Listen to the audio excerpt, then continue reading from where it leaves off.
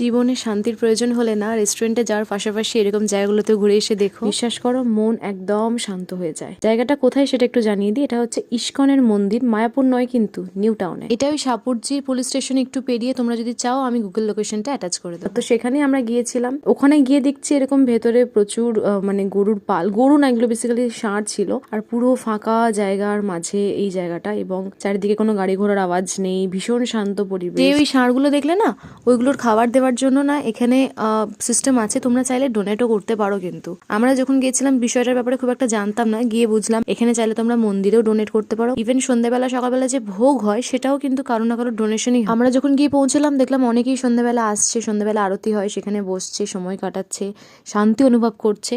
আর তারপরে তো এখানে ভোগ দিয়েছিল, সেটা খেয়েই বাড়ি চলে এসেছিলাম। তো এই রইলো আজকে আমার ভিডিও। তোমাদের যদি কোনো প্রশ্ন থাকে অবশ্যই আমাকে কমেন্ট করে জানিও, আর ভালো লাগলে একটা লাইক আর সাবস্ক্রাইব করে দিও।